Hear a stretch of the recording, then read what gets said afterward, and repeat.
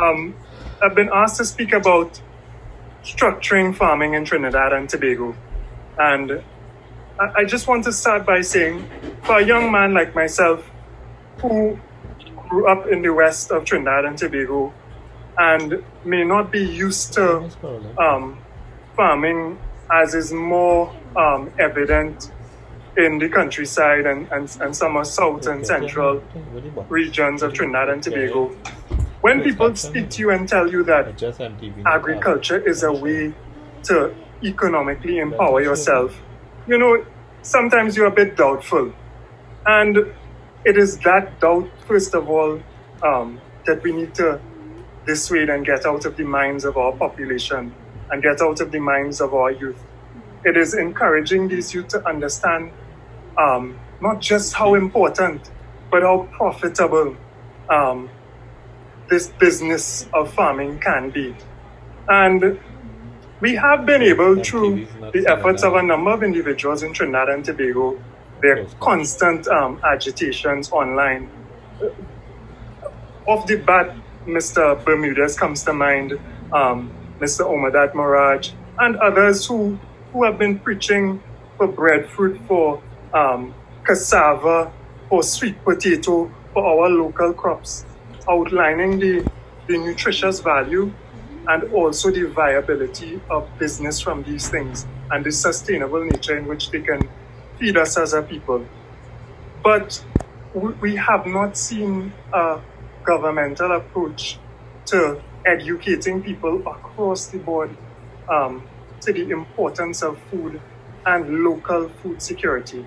There are importers in Trinidad and Tobago who think that is the easy way out, and they have invested millions of dollars in that process. And maybe it is because of their link to our central government that type of sustainable local farming is not pursued and pushed as much as it should do.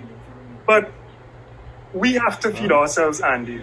We have to be able, when we say food security, if something goes bad, like we have this situation of COVID and an issue with imports, etc., when something goes bad, you have that security, that food bank, that nutrition that people are going to need on an everyday basis to survive. People are going through an extremely hard time because of COVID, their inability to purchase, etc. And the government has made their efforts to relieve that some of that strain with grants and stuff like that.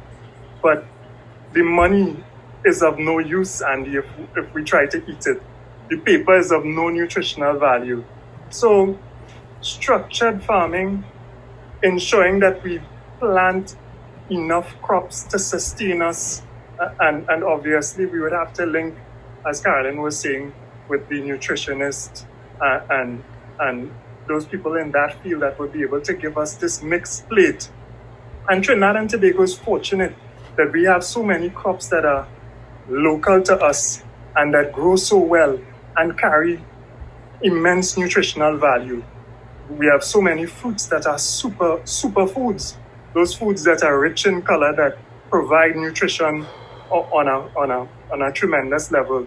So we need to structure our farming to ensure that to achieve food security, we have all of those ranges of fruits, vegetables, ground foods, grains that we need to sustain the healthy lives of our population.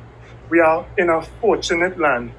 We think we are blessed with just oil and gas coming out of this earth that we have, but we have some of the most arable soils. If you throw a seed outside sometimes, Andy, it grows, a mango tree grows, and yet we have endless mangoes and endless avocados just wasting in Trinidad and Tobago. Things that, as some of the other speakers would have said, can be taken and added value to and become guacamole and become mango juice, which we go to the shelves and we buy for 10 times more than the mango that we could have, produced. Right. Yes. Thank you very much for that contribution thus far.